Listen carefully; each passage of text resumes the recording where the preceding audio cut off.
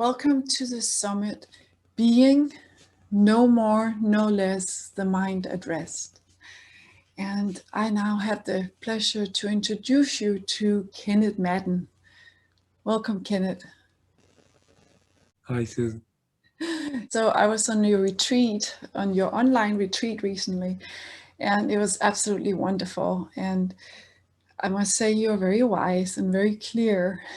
And I'm very happy that I can now interview you.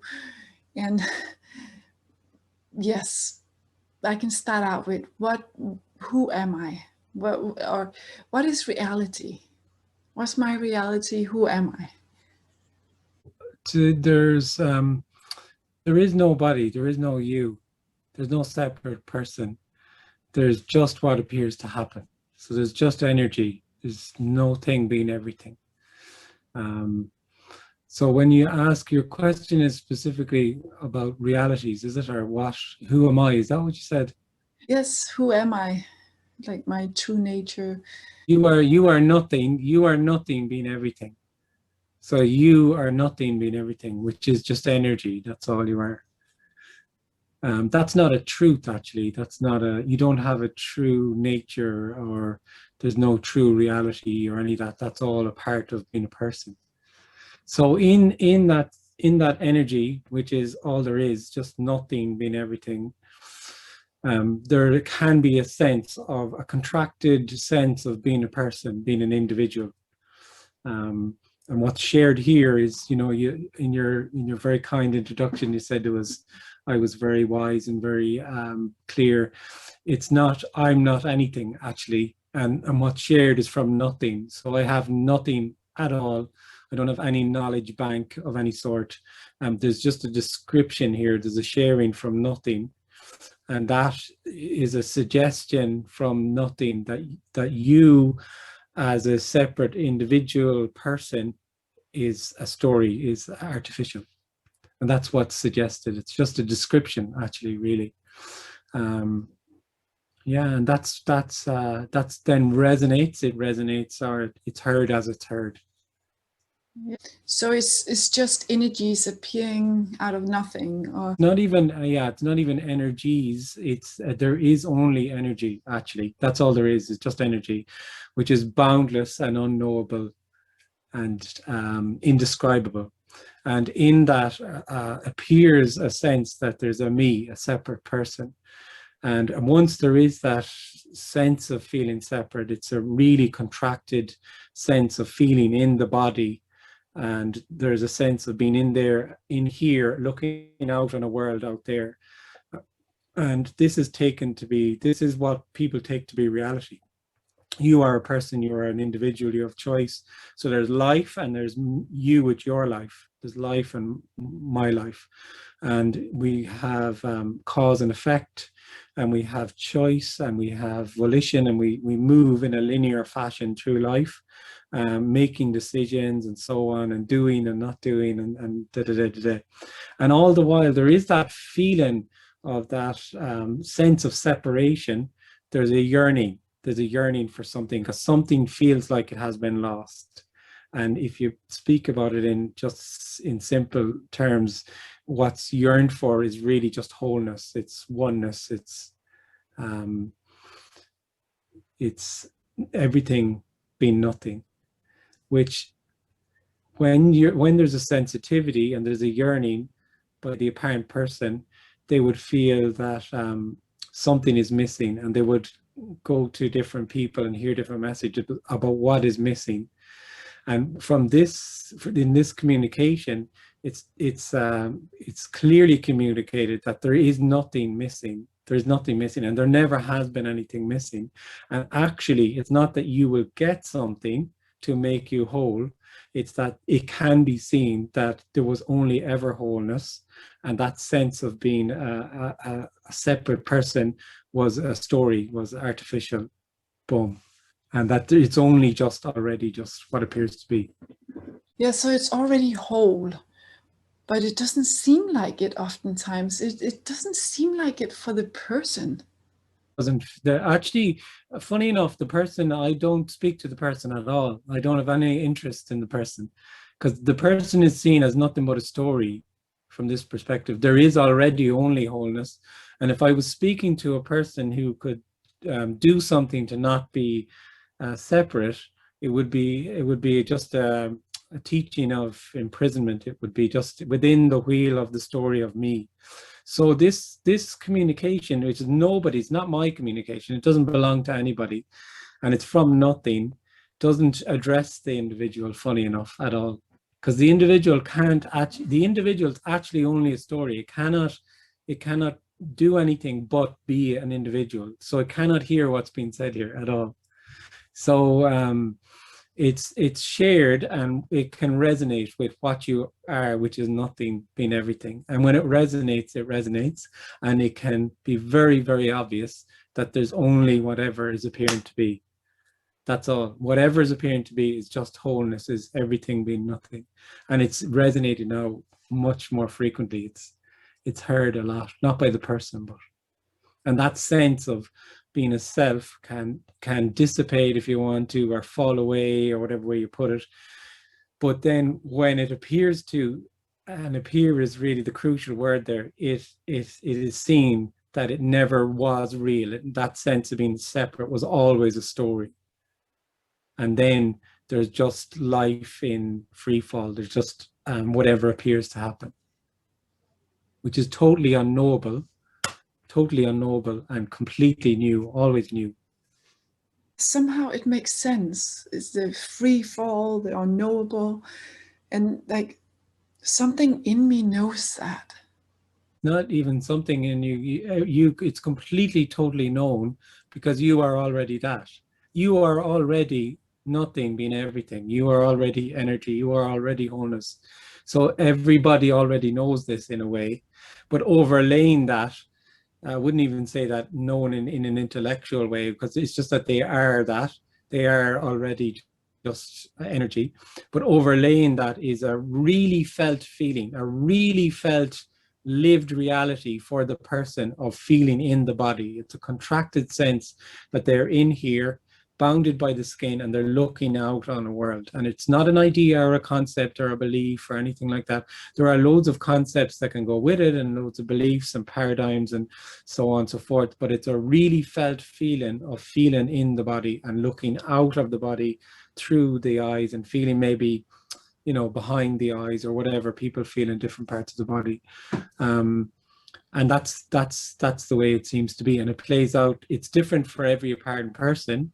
It's some people feel less so, from some people more, and the sensitivity then that there, it may not be as it seems to be, is also less or more, and there can be an opening or sensitivity to what's being suggested here. So it's a felt sense of being a body mind. People really believe that they have a life, and that they're doing things, that they're doing a job, that they have a family, that they have relationships, that they have, the things happened in the past, things are happening now, that they're moving into the future. All of these things that we're told are real, they go unquestioned, completely unquestioned. And so when there's a feeling of, when there is a sensitivity and a yearning for something that's not like the usual things, aren't kind of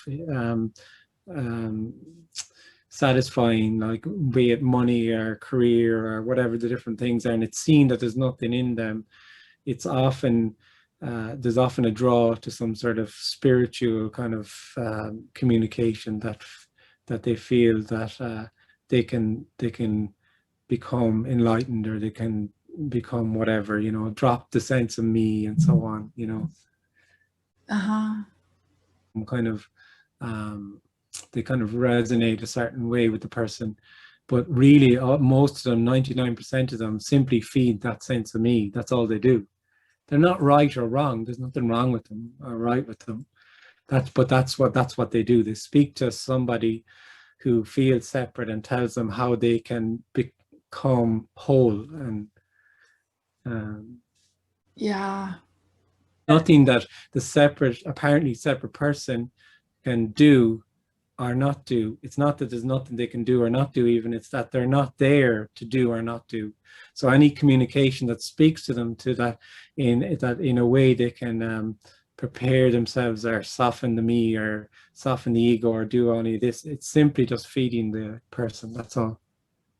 Yeah, there's nobody in the first place. Nobody. There's already no separation. There's just what appears to be. It's this from, there's not too many of these really clear, uncompromising messages. They tend to be the very unpopular. They don't tend to be very popular in a way, because there's nothing, the person senses very quickly, there's nothing on offer at all.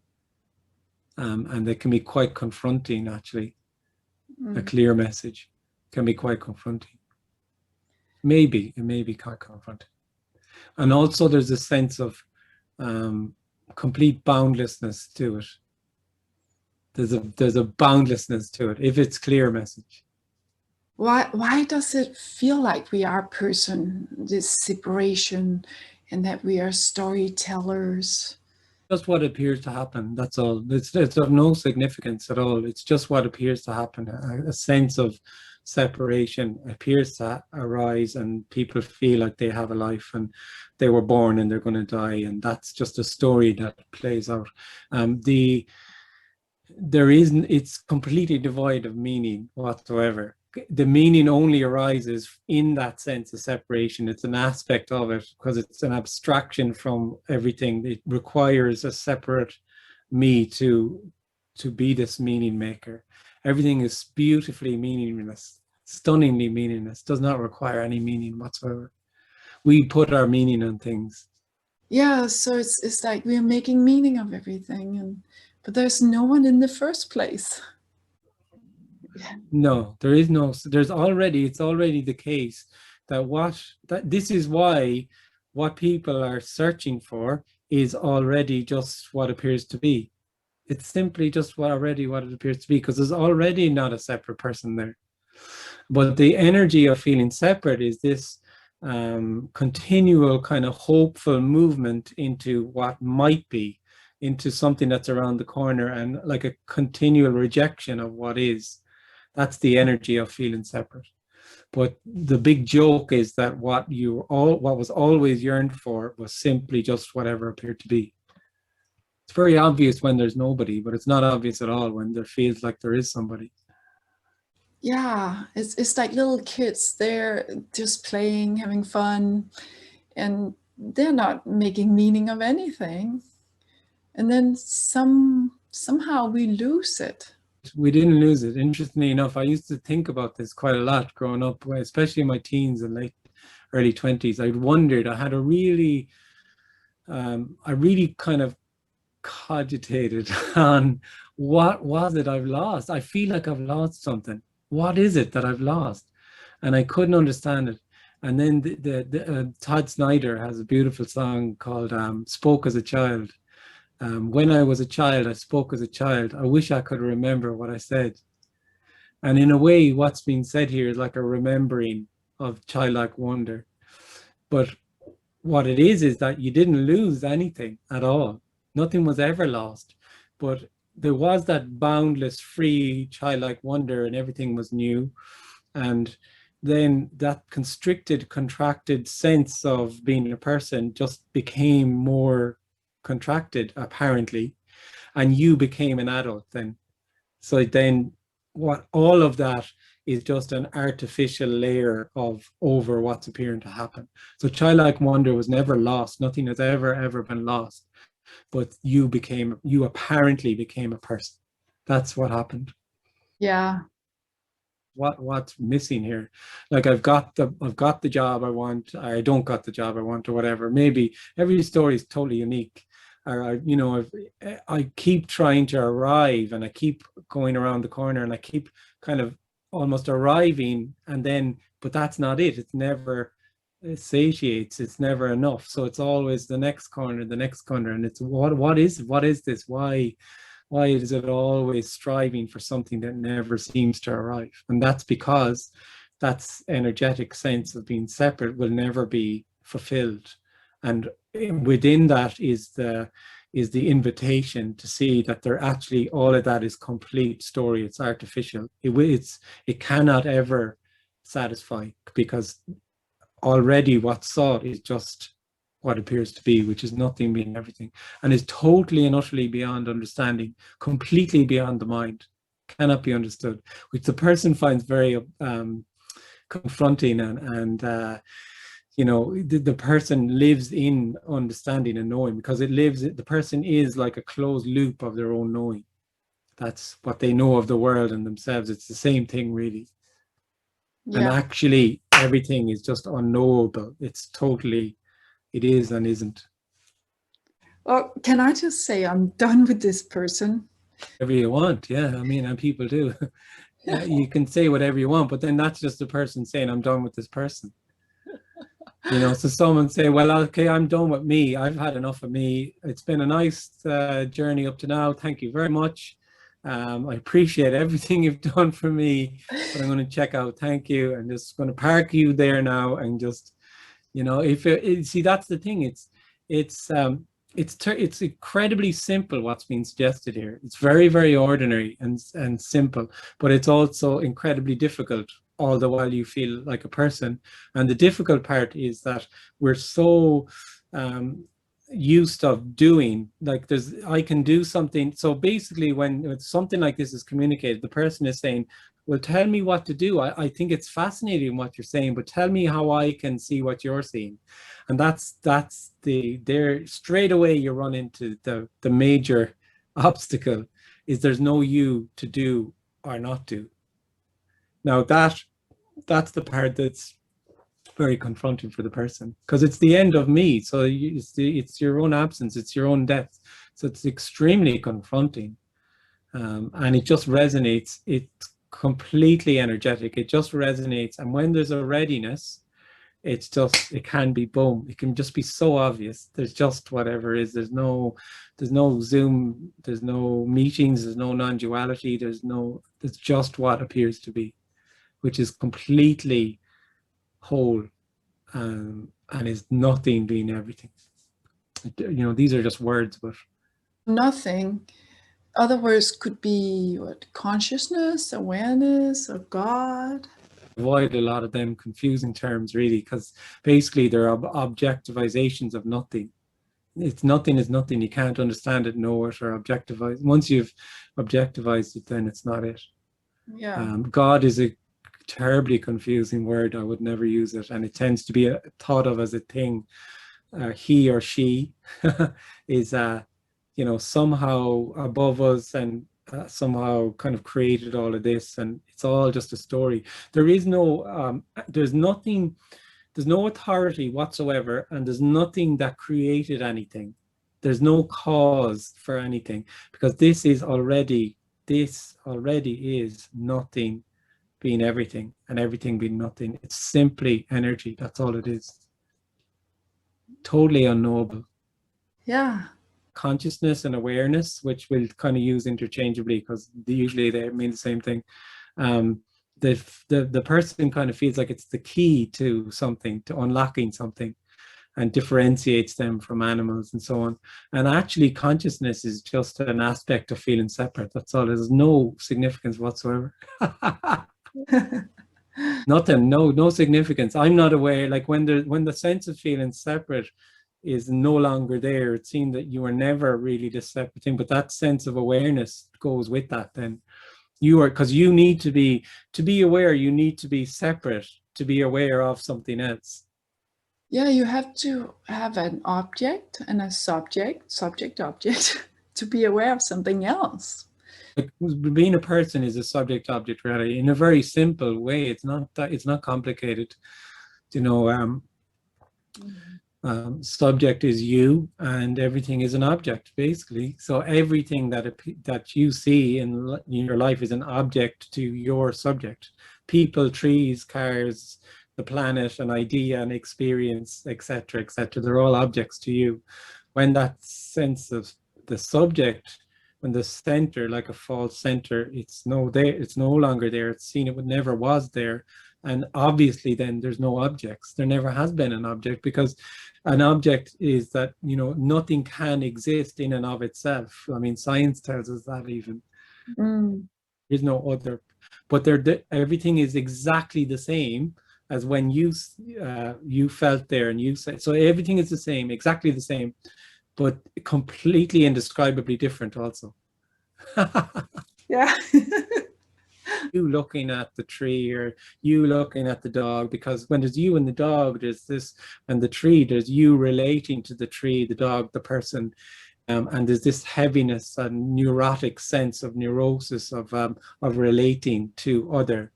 And then when there's no longer a subject, and it seemed there never was, and then there's just life, personing, treeing, dogging, whatever the objects I said previously, can't even remember. And that's it.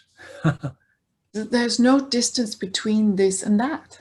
There is no distance or time, or like there's the appearance. You could say all of these things are real and unreal, but the difficulty for the person is they live in the real, so there's only the real. They think time is real, they think space is real, they think all of these things are real, and they're only an appearance in the story. So when you recognize it, is life the same? It's funny enough, it's completely and utterly nothing to do with you. Because everything is to do with them, because they're not enough one thing and they're too much of another thing. That's the way this constant struggle for the person. I've got to eat, I've got to get fitter, and I've got to stop eating so much shit.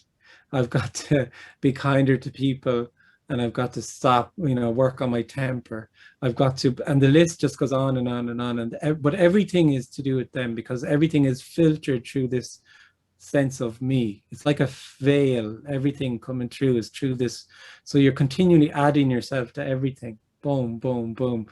I put my hand up. I'm speaking just all the time.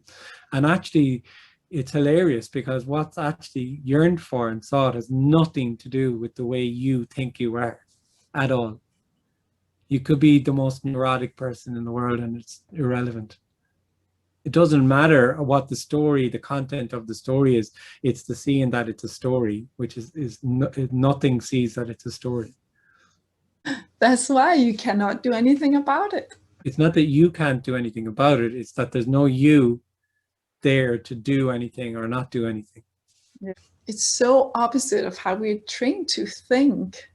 It's very different. It's very radical communication. And if people think it's like this or it's like that or it's like the other, and it's not like the vast majority that are out there. A clear communication is boundless and unknowable and comes from nothing. It's nobody's communication, but it's still not so common. It's much more common, these other ones that are under the heading of, under spiritual heading. Their non-duality now has kind of become this very popular thing as well.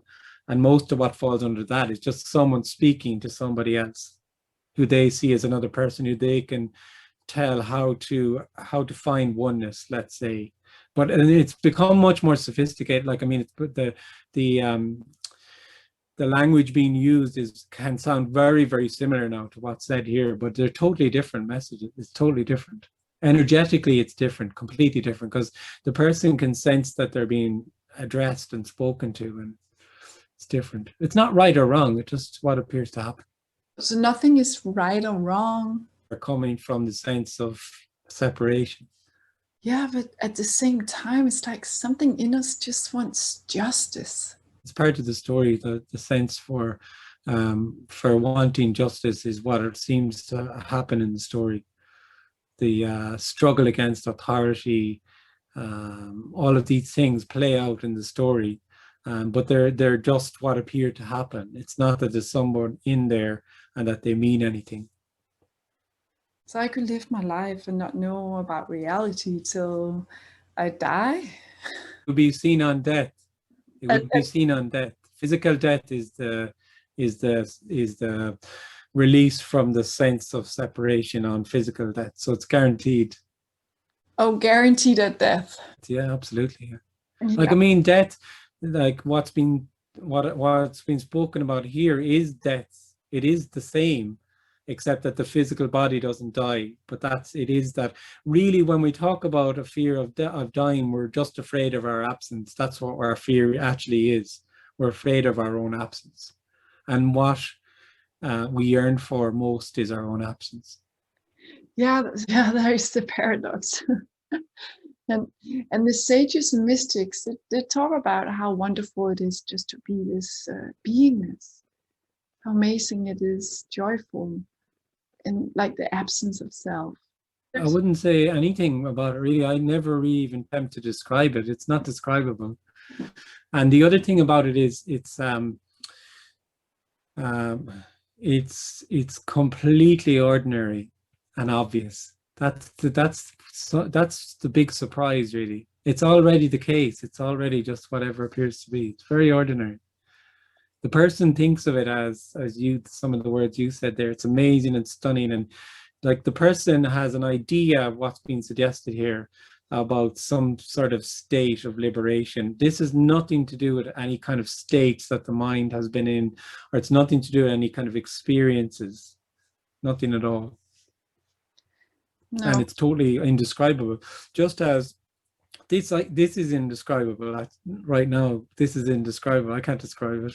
You know, I could use a load of words and say, oh, and we're speaking, and there's Zoom, and there's a computer, and there's books, and blah blah blah. But it's not what's appearing to happen. So it's indescribable, but it's simple and ordinary, and maybe it's like a deep relaxation of being no one. There's an agitation to feeling separate. That is, it's a constant agitation when you feel separate, like a separate person in the world.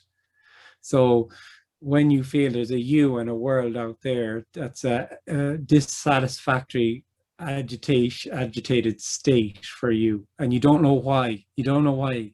You want, there's all these questions, and you think this will satisfy and that will satisfy, and some things do satisfy for a while.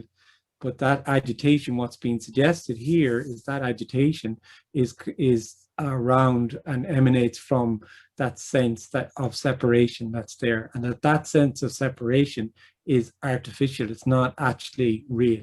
It feels real, but it's not actually real. So therefore, there's no you that's in there that can do or not do anything, and it can just be then that this suggestion can this description can resonate, and does resonate. It resonates because if you go back to what we said earlier, everyone knows this already because everyone is this.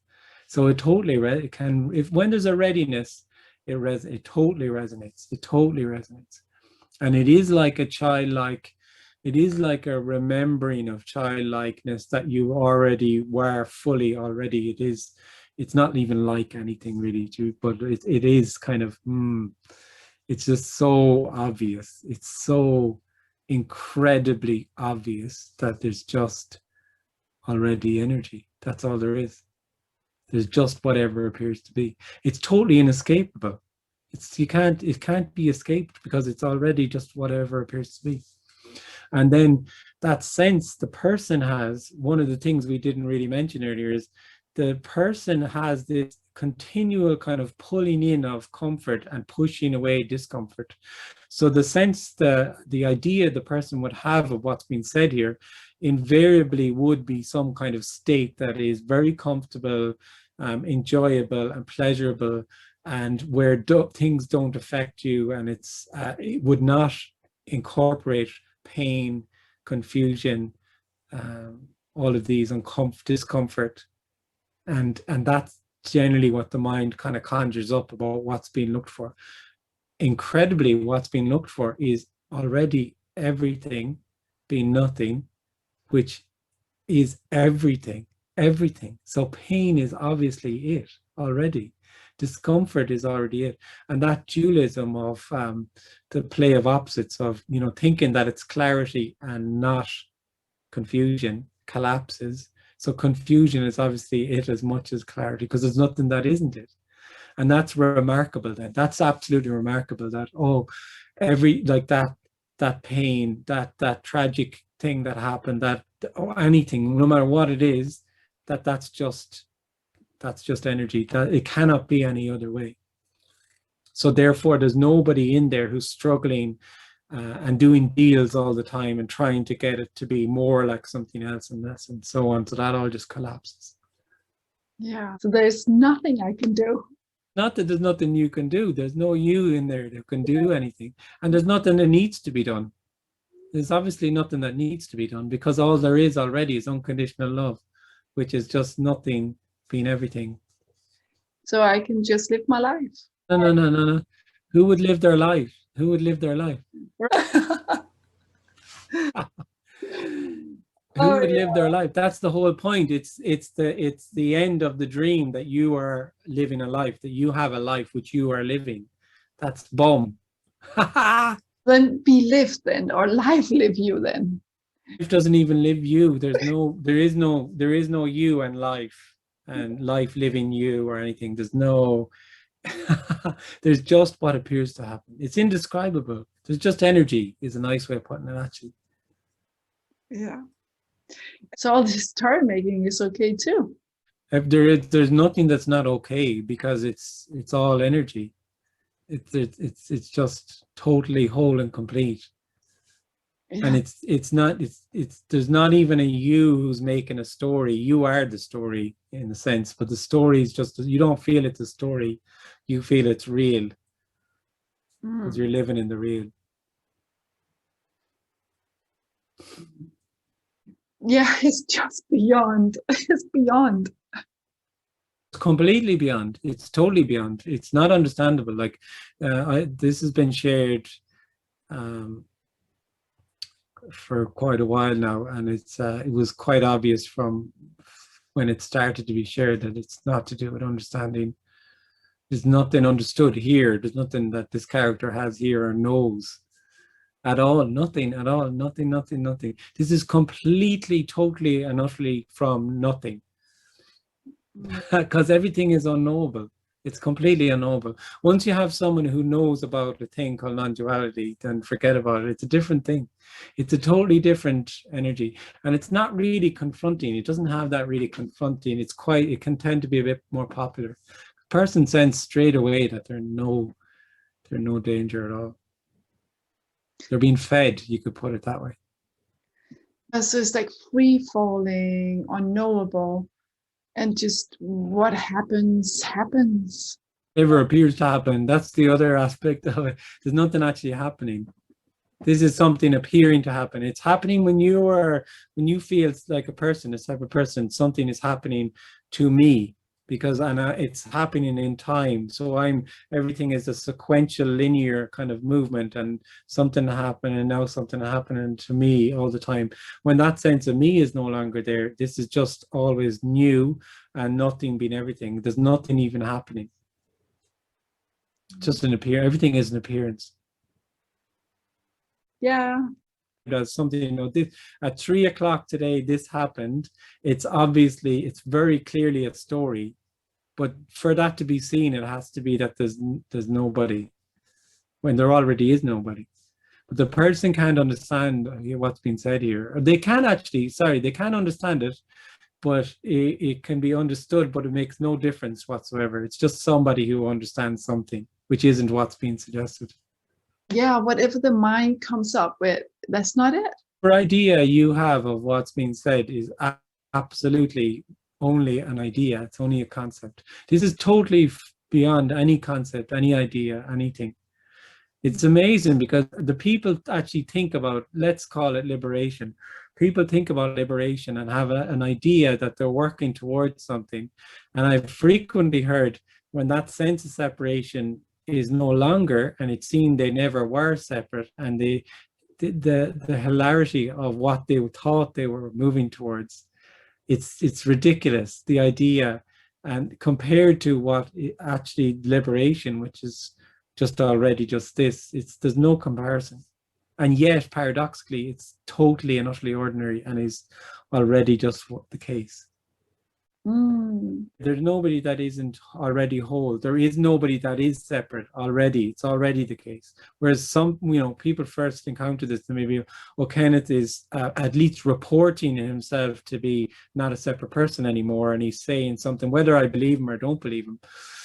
It's not actually like that. It's that there's already no separation anywhere at all. There's no such thing as a separate person, although they feel themselves to be separate, and there's a lived, real feeling of being separate. Yeah. Yeah. Which will just play out as it plays out. it'll either be seen on physical death or it'll be appear to be seen before then. You might as well see it before physical death. You won't see it, but Right. Mm. it's just, it literally, like if you were a person who was 99 years old and you thought yourself a person till you were 98 and however many days, and then there was no sense of feeling separate, it would be clearly seen in that all of those 99, 98 years were apparent, and they were story, and it could not be any different. For the person, it could, well, I want what's being suggested here, so I need to die before I die. Oh yeah, the mind at rest. Yeah. It's just mind-blowing. There's nowhere to go to with it. Like there's nowhere, like frequently what I see is the person comes along and has question.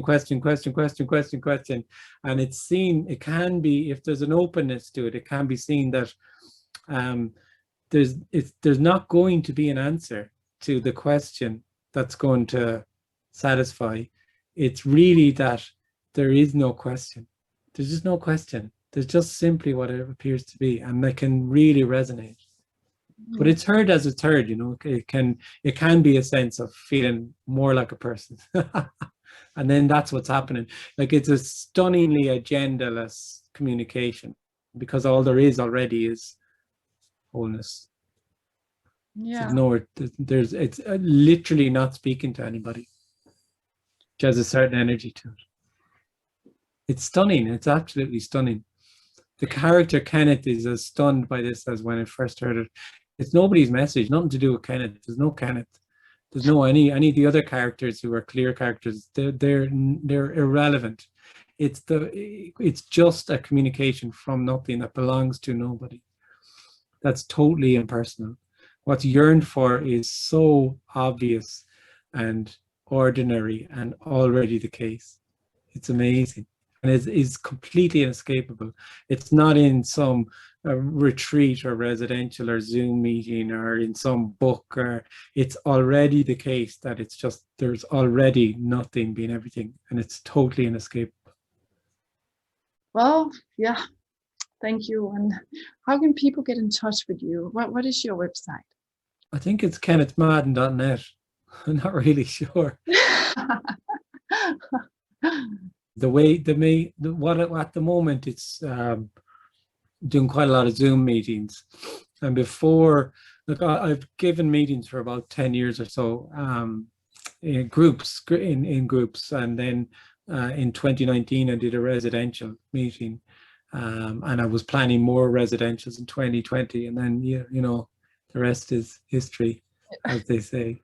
So that kind of shifted to Zoom. So I have a weekly Zoom meeting, and I did a residential, which you spoke about there at the beginning, and I will be doing more residentials. So usually people go to my website, but then they sign up for the mailing list, and the email's on there. It's just kennethmadden@gmail, and then it's probably the best way, because I'm good at getting out to the mailing list, but I'm pretty bad at updating the website. So Okay. And there's a lot of stuff on YouTube and stuff, and Okay. Yeah, kennethmadden.net. Yeah. Oh, well, thank you. I really appreciate it. It's awesome. Thank you. Lovely to speak to you. Thank you.